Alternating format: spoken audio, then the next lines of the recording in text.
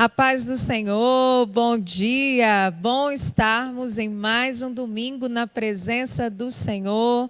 Hoje, 27 de dezembro de 2020, até aqui nos ajudou o Senhor e nós temos motivos de sobra para agradecer, para louvar e bem dizer o nome santo do Senhor.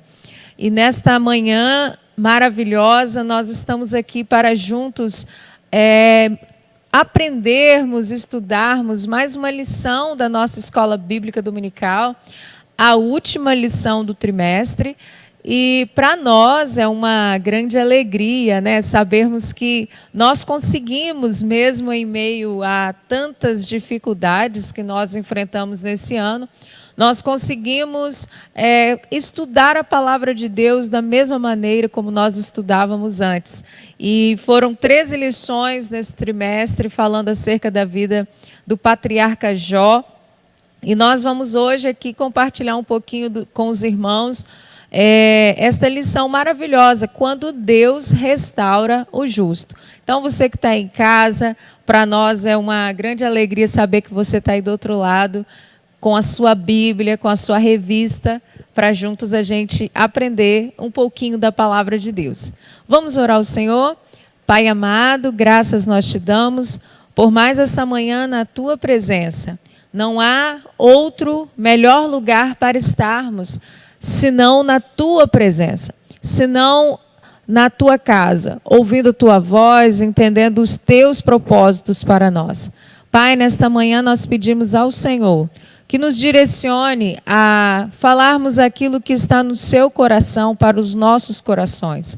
Que venhamos ter um domingo abençoado por ti, que venhamos sair fortalecidos após o estudo desta palavra. Que o Senhor tenha liberdade para falar em nós. Assim nós oramos no nome de Jesus. Amém.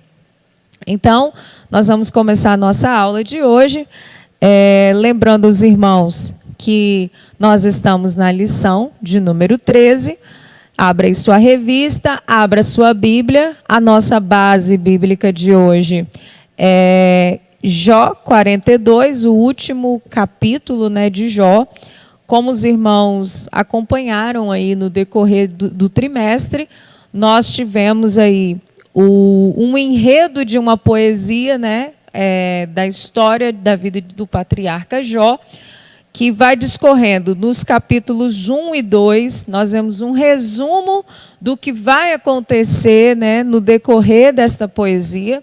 E lá no capítulo 42 a gente vê a finalização, a conclusão desta história maravilhosa que a gente aprende com o profeta Jó, com o patriarca Jó.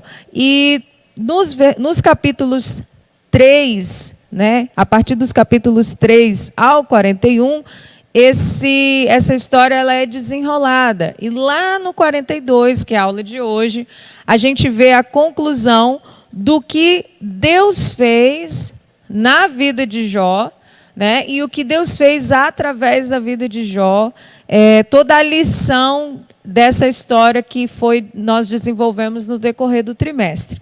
Então, você acompanhe com a gente quando Deus restaura o justo. E nós vamos aí para o nosso texto áureo, que está em Jó 42, verso 10, que diz assim: E o Senhor virou o cativeiro de Jó quando orava pelos seus amigos. E o Senhor acrescentou a Jó outro tanto em dobro a tudo quanto dantes possuía. A nossa verdade prática, ela, como todas as outras que passou durante o trimestre, ela traz um aprendizado muito forte para a gente, que é a restauração do ser humano acontece em razão do amor e da misericórdia de Deus, e não como consequência do esforço pessoal, piedade ou atos de bondade. Essa é a nossa verdade prática e a gente vai ver isso durante a lição. Que Deus, ele Ele não nos abençoa simplesmente porque nós estamos fazendo algo em troca para Ele. Ele nos abençoa simplesmente porque Ele é misericordioso, porque Ele nos ama. Então, nessa lição, nós vamos estar lendo Jó 42, dos versos 1 ao 17, é a nossa leitura bíblica em classe. E você acompanha aí comigo, eu vou acompanhar aqui na minha Bíblia e vamos juntos ler essa leitura. Que diz assim: Então respondeu Jó ao Senhor e disse: Bem sei eu que tudo podes, e nenhum dos teus pensamentos pode ser impedido. Quem é aquele, dizes tu, que sem conhecimento encobre o conselho? Por isso falei do que não entendia, coisas que para mim eram maravilhosíssimas e que eu não compreendia. Escuta-me, pois, e eu falarei, e eu te perguntarei, e tu ensina-me. Com o ouvir dos meus ouvidos ouvi, mas agora te veem os meus olhos. Por isso me abomino e me arrependo no pó e na cinza. Sucedeu, pois, que, acabando o Senhor de dizer a Jó aquelas palavras, o Senhor disse a Elifas, o temanita: A minha ira se acendeu contra ti e contra os teus 2 amigos, porque não dissestes de mim o que era reto, como o meu servo Jó. Tomai, pois, 7 bezerros e 7 carneiros, e ide ao meu servo Jó, e ofereceis holocaustos por vós, e o meu servo Jó orará por vós, porque deveras a ele aceitarei, para que eu vos não trate conforme a vossa loucura, porque vós não falastes de mim o que era reto, como o meu servo Jó. Então foram Elifas, o temanita, e Bildade, o suíta, e Zofá, o namatita, e fizeram como o Senhor lhes dissera, e o Senhor aceitou a face de Jó. E o Senhor virou o cativeiro de Jó quando orava pelos seus amigos, e o Senhor acrescentou a outro tanto em dobro a tudo quanto dantes possuía.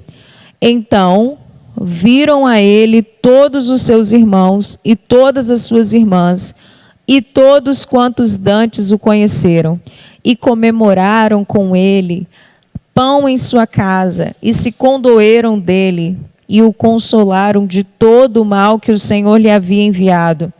E cada um deles lhe deu uma peça de dinheiro, e cada um pendente de ouro.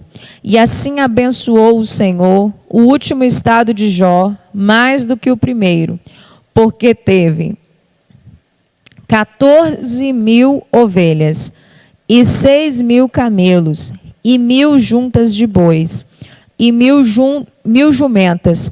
Também teve 7 filhos e 3 filhas, e chamou o nome da primeira Gemima, e o nome da outra Quesia, e o nome da terceira Querem Apuque. E em toda a terra não se acharam mulheres tão formosas como as filhas de Jó, e seu pai lhes deu herança entre seus irmãos. E depois disto viveu Jó 140 anos, e viu a seus filhos e aos filhos de seus filhos até a 4ª geração. Então morreu Jó, velho e farto de dias. Essa é a nossa leitura bíblica que a gente fez, Jó 42, dos versos 1 ao 17. E agora a gente começa a discorrer a nossa lição com base nesta leitura. Como os irmãos estão vendo aí, Deus restaura o ser humano por causa do seu amor e misericórdia. Então a nossa lição ela tem 3 tópicos. O primeiro tópico é a humilhação de Jó. O segundo tópico que a gente vai estar estudando hoje, a gente vai ver que Jó, ele ora pelos seus amigos, a intercessão de Jó pelos seus amigos. E o último tópico vai ser a restauração de Jó. Então, quando a gente inicia a nossa lição, nós vamos ver que essa lição, ela traz para nós que o testemunho de Deus sobre Jó, né, prova que Jó era verdadeiro em tudo que ele estava dizendo diante das acusações dos seus amigos. E nós vamos ver que diante a humilhação de Jó, diante do reconhecimento da grandeza de Deus, o Senhor começa a trabalhar a restauração de Jó. Então, no primeiro tópico, nós vamos ver aí que Jó, ele se convenceu de que os seus questionamentos, né, eram coisas banais, eram coisas pequenas, desnecessárias, fúteis, diante da glória de Deus. Na aula anterior, nós estudamos acerca da revelação de Deus para Jó. Quem Deus realmente é, ele se manifestou para Jó através de perguntas, e Deus vai fazendo vários questionamentos para Jó.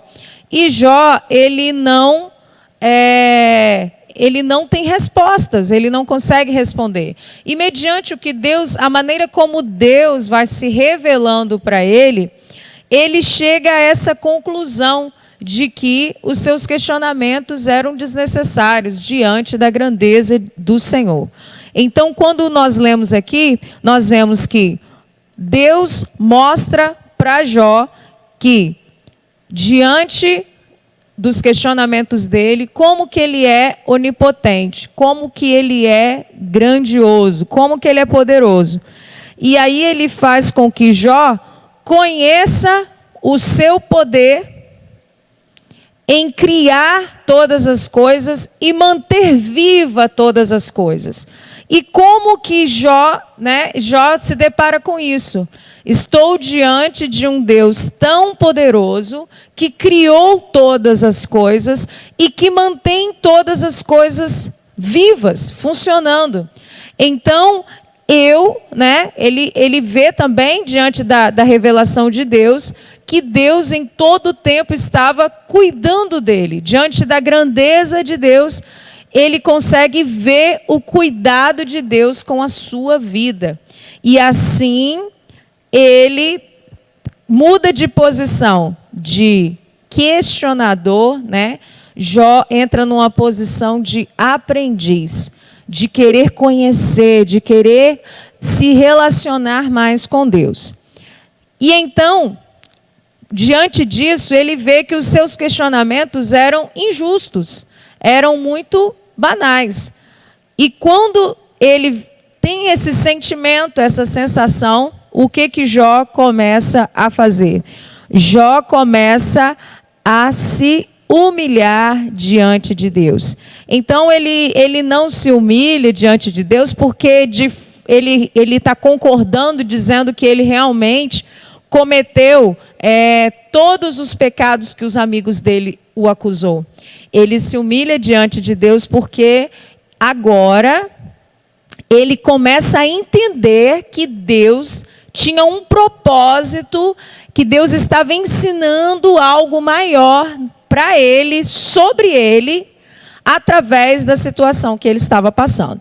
E agora, dessa maneira, a gente vê Jó se reverenciando e se submetendo a esse grande Deus. Então, diante da visão da criação de Deus, né, diante do que Jó viu, ele diz o seguinte: bem sei eu que tudo podes. Então, Jó antes, ele estava com um entendimento focado na tradição patriarcal, né? E agora Jó, ele está com uma postura de um adorador quebrantado, de alguém que está quebrantado. E aí ele vem e não mais, né? É muito fácil a gente dizer assim: Deus é todo-poderoso, Deus é maravilhoso.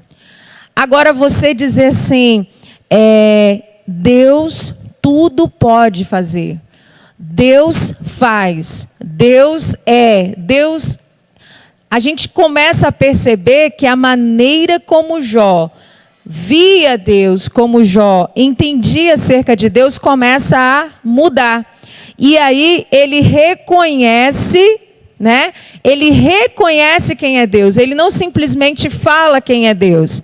Ele não só diz, Deus é poderoso. Não, ele agora reconhece que ele está, de fato, servindo ao longo da sua vida a um Deus vivo, a um Deus poderoso que faz, um Deus em ação, né? E aí a gente vê Jó tendo uma experiência com o Senhor. E ele se submete à vontade de Deus, ele se submete a entender e conhecer ao Senhor. Então, nós vemos que Jó aprendeu que não havia necessidade de questionar Deus, mas sim confiar em Deus. Essa é o segundo subtópico da nossa lição. Ele percebe que tudo o que estava acontecendo tinha um propósito. E por causa desse propósito, era uma tolice dele questionar a sapiência, como traz o autor da lição, a sabedoria, né? A sabedoria de Deus. Era tolice ele fazer isso. Porque ele diz assim, quem é aquele, dizes tu, que sem conhecimento encobre o conselho? Por isso falei do que não entendia. Ele não entendia. Mas agora, né? O que ele diz? Coisas que para mim eram maravilhosíssimas, que eu não compreendia. Mas agora, diante de Deus, ele diz isso. Que ele está diante desse Deus que tudo pode. Nessa manhã, eu gostaria de chamar a sua atenção exatamente para isso. Nós dizemos muitas vezes que temos um Deus grandioso, que temos um Deus majestoso, maravilhoso, que pode fazer todas as coisas. Mas diante das nossas tribulações diárias, diante de uma perda, diante de uma enfermidade, diante de uma luta muito grande, a gente começa a questionar Deus, o porquê, para quê, como. E nós começamos a cair na mesma tentação que Jó, ele entrou num estágio aqui, bem próximo de se tornar uma pessoa autossuficiente, arrogante. E ele percebe isso, né? Ele fala, nossa, eu estava começando a deixar o meu eu falar mais alto quando eu comecei a questionar a Deus. Mas aí quando ele se depara com Deus, ele vê que o que são os meus questionamentos diante de um Deus que é tão grande, que é tão poderoso e que está trabalhando, que está fazendo, que está cuidando de mim. E eu digo isso para você nessa manhã. Talvez você esteja pensando, por que, Senhor, que eu estou passando por isso? Por que, Senhor, essa provação?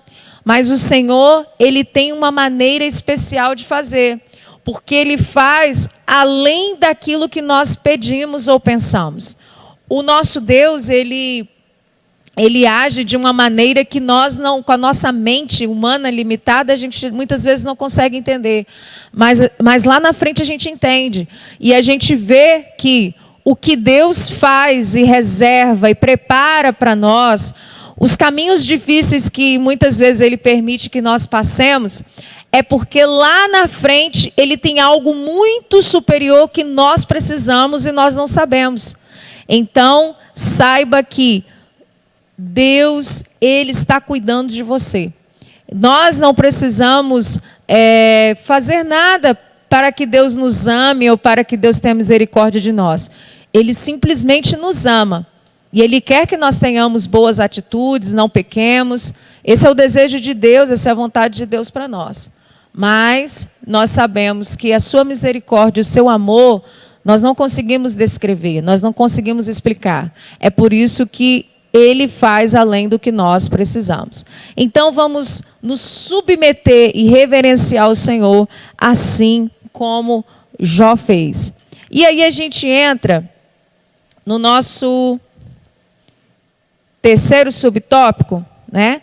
Jó, no tópico anterior, que a gente falou agora, ele não vê mais injustiça alguma, né, nas atitudes de Deus para com ele.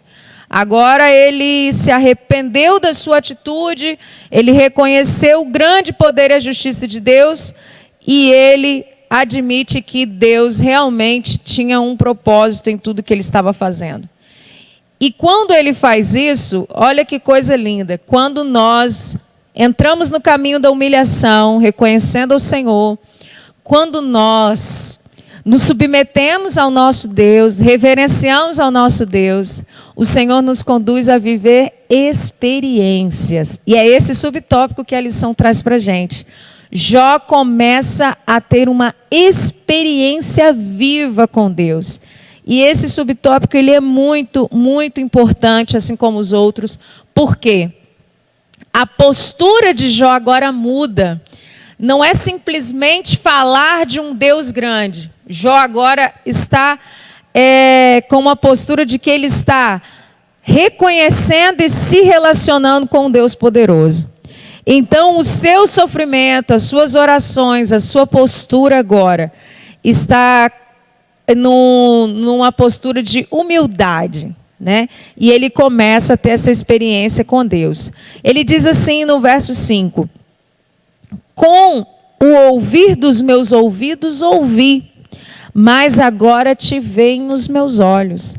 Então a gente vê aqui que Jó, ele tem essa postura linda, que ele começa a entender assim, peraí, ele não é só nome, não é só nome, ele não é só o Criador, ele não é só Deus, ele é o meu Deus, ele está comigo, ele age em meu favor, ele cuida de mim, ele se importa comigo, ele quer que eu melhore, porque Jó não era perfeito. Jó era um servo de Deus, mas ele não era perfeito. Ele estava na mesma posição que a gente em cometer pecados, em cometer falhas. Então, ele precisava também ser moldado por Deus em alguma área. E é por isso que Deus permite essa provação também na vida de Jó. Quando a gente começa a observar esse subtópico aqui, nós temos alguns aprendizados muito importantes. Nós não devemos nos apegar apenas a teorias, a estudos, aos conhecimentos. Nós precisamos, de fato, desenvolver experiências com o Senhor. A gente precisa buscar isso.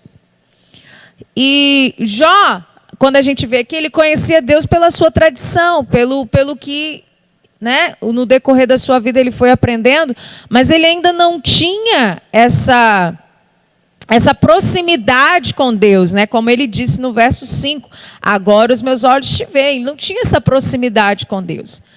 E muitas vezes a gente se apega muito a teorias, a estudos, e a gente esquece desse ponto fundamental que é pegar o estudo, a teoria e aplicar isso na prática, vivendo um relacionamento com o Senhor.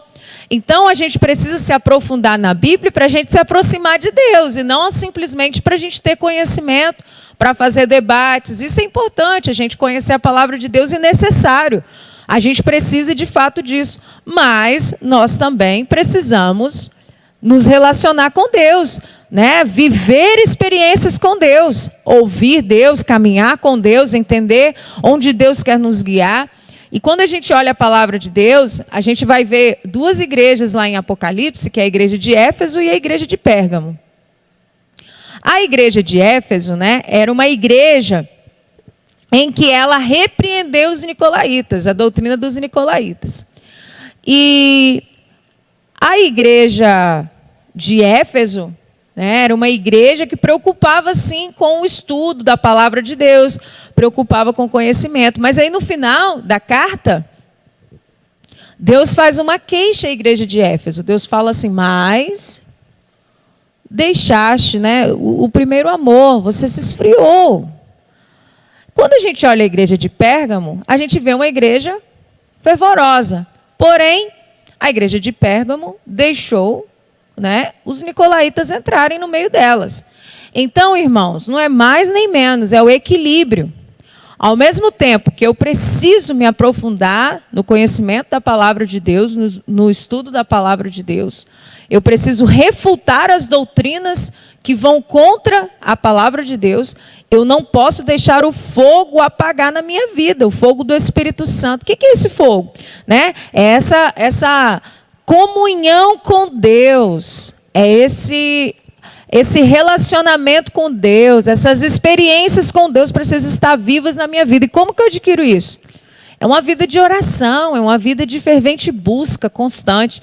Então, o conhecimento e o relacionamento, a experiência com Deus devem caminhar juntos. Quando nós olhamos a palavra de Deus em Isaías 6, a gente vê a experiência forte que Isaías teve. Isaías, naquele momento em que ele entra no templo, ele tem a visão de Deus Todo-Poderoso, ele reconhece o Senhor como rei. Quando Paulo, e aí ele reconhece o seu pecado, né? Isaías reconhece o seu pecado, as suas fragilidades, e vendo, de fato, eu estou diante de um Deus grande, olha como que eu sou pecador, olha como que eu sou impuro, olha como que eu preciso de mudança. E Deus trabalha a vida de Isaías ali, para o seu chamado profético. A experiência é importante na vida de nós, nas nossas vidas enquanto cristãos. Paulo, quando ele tem um encontro com Deus, no momento da sua conversão, a sua vida é transformada. A experiência que Paulo teve com Deus, com Jesus, foi muito forte, ao ponto de ele se tornar um dos maiores missionários de todos os tempos. Então, nós estamos hoje deixando essas duas coisas, muitas vezes, a desejar. Nós não queremos nos dedicar ao estudo da palavra de Deus, à meditação, e nós também não queremos investir numa vida de oração. Então, e também tem muita gente procurando o movimento, o fogo, os dons, a cura, os milagres, as bênçãos, mas não querem o estudo, não querem se aprofundar na palavra de Deus. E estão com falsos ensinamentos aí diante das pessoas. E estão com falsas buscas, né? Estão totalmente errados naquilo que a palavra de Deus quer para nós, por falta de buscar o conhecimento. Conheçamos e prossigamos em conhecer ao Senhor. Então, a experiência é fundamental na nossa vida, junto com o estudo da palavra de Deus. Agora Jó entrou no caminho da humilhação. Eu me arrependo da minha atitude arrogante em querer questionar o Senhor. É desse arrependimento que Jó teve. Ele entra por esse caminho da humilhação. E aí ele vive uma experiência com Deus.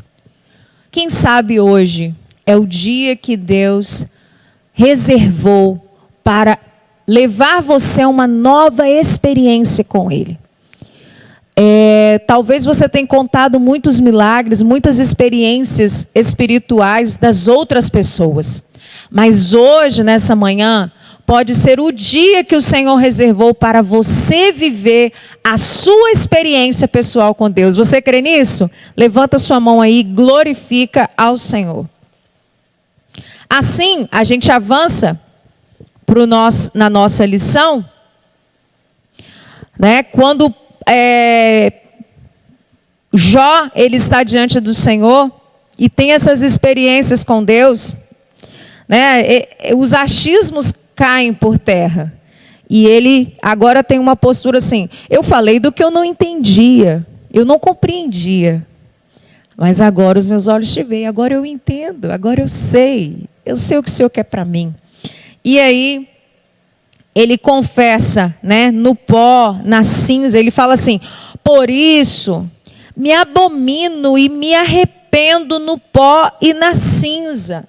Né, descer ao pó, a cinza, uma atitude, né, de totalmente tristeza, desprezo, arrependimento, luto, né, simboliza isso. Então, quando ele desce no pó e na cinza, ele está falando assim: Senhor, eu me arrependo muito de ter questionado ao Senhor. Eu me arrependo muito de ter feito essas perguntas para o Senhor. Jó sentiu isso de fato no seu coração, na sua alma. Eu estou muito arrependido, Senhor, por eu ter feito isso. Por eu ter feito esses questionamentos ao Senhor. Sabe, ele rejeita aquela atitude daquela pontinha de orgulho que chegou no seu coração, ele rejeita aquilo e ele se derrama diante do Senhor. O que você fez diante do Senhor que você tem sentido esse arrependimento? Se derrame agora aí onde você está, na sua casa. Fala com o Senhor, tira isso do seu coração. Peça ao Senhor para quebrar todo orgulho, todo egoísmo, toda vanglória.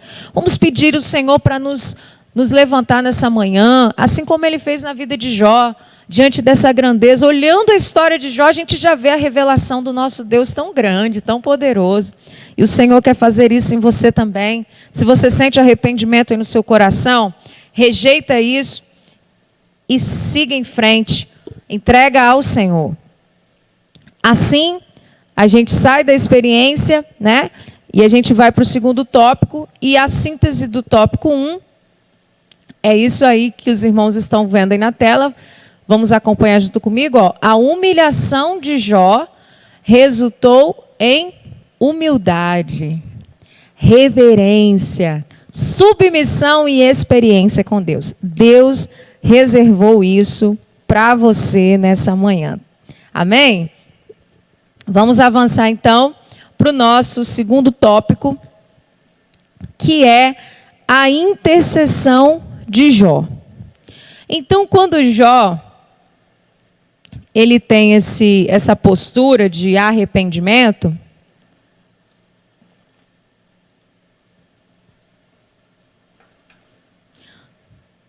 pelos questionamentos que ele fez a Deus, o Senhor olha, né? Porque o Senhor é onisciente. Ele vê a sinceridade de Jó naquele momento, que eu acho tão lindo, tão forte. E muitas vezes a gente fala algumas coisas para Deus. A gente coloca Deus contra a parede com algumas coisas. E a gente não sente nem um pinguinho de arrependimento pelo que nós falamos. E Jó, ele mostra para a gente como que isso é importante, como que isso leva a gente a ser moldado pelo Espírito Santo, como que Deus pode trabalhar nas nossas vidas pelo simples ato de humildade, de reconhecer que Deus é, que Deus faz, e que nós não devemos nos focar em entender como que Deus vai fazer as coisas, e sim confiar em Deus. E aí Deus olha para os amigos de Jó, principalmente para o Elifas, né? Que o Elifas ele agiu de forma muito dura com Jó, de forma violenta, né? Ele pegou bem pesado com Jó. E aí nós entramos no segundo tópico, que o Senhor, o primeiro subtópico diz a ira de Deus sobre os amigos de Jó. A ira de Deus se acendeu sobre eles, por quê? Porque eles julgaram a Jó usando a religião. Eles julgaram a Jó usando inverdades acerca de Deus. E por isso, né, eles não foram piedosos com Jó, foram pessoas injustas, e também eles levantaram inverdades acerca de Deus. Olha isso. E nós olhamos aqui no Jó 42:7, diz assim que a minha ira se acendeu contra ti e contra os teus dois amigos. Deus falando para Elifas. Porque, não disseste de mim o que era reto como o meu servo Jó. Deus está falando assim, Jó é reto e fala certo acerca de mim. Agora vocês não disseram verdades acerca de mim. Isso acendeu uma ira muito grande em Deus. O Senhor repreendeu Elifas e seus dois amigos por eles deturparem o conhecimento de Deus e insistirem em que todo sofrimento é causado pelo pecado. Irmãos, toda a Escritura, ela é divinamente inspirada. Mas nós precisamos estudar a palavra de Deus, porque tem muitas falas dos amigos de Jó que são heresias, são falsos ensinamentos acerca de Deus. E quando a gente pega um versículo isolado e usa aquele versículo para fazer um sermão ou para trazer alguma informação para o irmão ou para alguém que está diante de nós, nós precisamos tomar muito cuidado. Porque se você pega uma dessas falas dos amigos de Jó aqui, você pode estar replicando heresias. Então, mais um aprendizado nessa manhã para a gente aí é se atentar para isso. Olha por que caiu a ira de Deus sobre os amigos de Jó. Vocês falaram verdades acerca de mim. Então, eles acusaram, eles fizeram exposições de Jó erradas. E associando essas acusações, essas coisas que eles falaram acerca de Jó, associando essas falas com o pecado que Jó não havia cometido. Então, vamos ver um pouquinho mais sobre esse pecado dos amigos de Jó, como a lição traz, no segundo subtópico. O pecado dos amigos de Jó foi o quê? Eles exaltaram a justiça de Deus, mas eles limitaram o seu poder soberano. Assim, nós vamos ver alguns princípios errados, né, que eles ensinaram. 3 princípios errados que eles trouxeram acerca de Deus. Eles ensinaram que um princípio retributivo da prosperidade e do sofrimento. Como era isso? Que os justos sempre são abençoados e que os ímpios são castigados. Errado. Totalmente errado. A palavra de Deus, ela nos ensina que o Senhor, Ele nos ama incondicionalmente. Que as bênçãos do Senhor, elas são derramadas sobre aqueles que são obedientes ao Senhor, mas a Bíblia não diz isso que eles estão dizendo. Então, eles usaram essa questão da retribuição. Sempre vai ser assim, eles usaram como se fosse uma coisa taxativa. Não, as pessoas boas são abençoadas e os ímpios são castigados. Às vezes, as pessoas boas vão passar por provações. Nós passamos por provações. Aqueles que amam e servem ao Senhor passam por provações. Então, ensinamento, princípio retributivo de prosperidade, errado. Ok?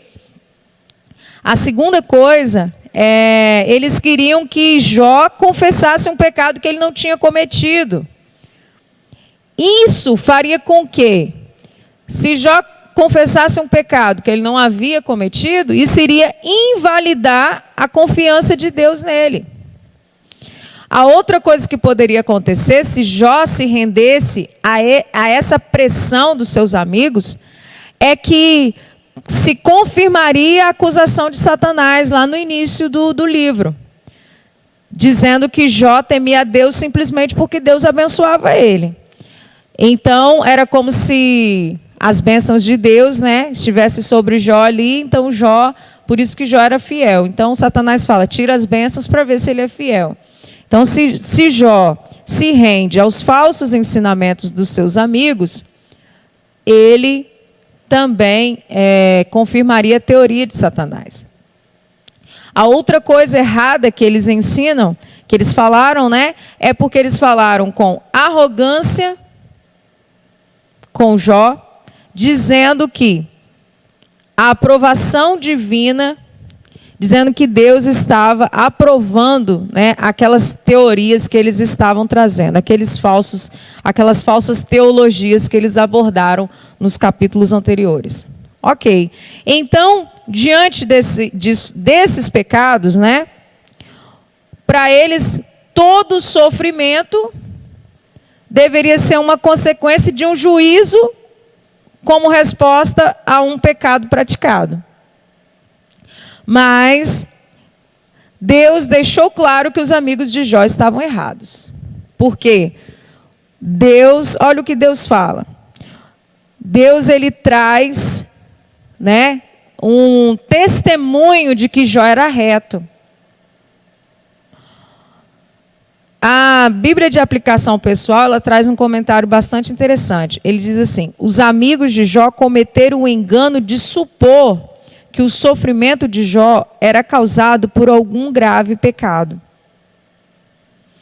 Mas em que sentido os amigos de Jó, eles deturparam a Deus? Onde que está o erro de tudo isso? O erro está nessa linha que eles trouxeram para a gente, que eu acabei de citar para vocês, né?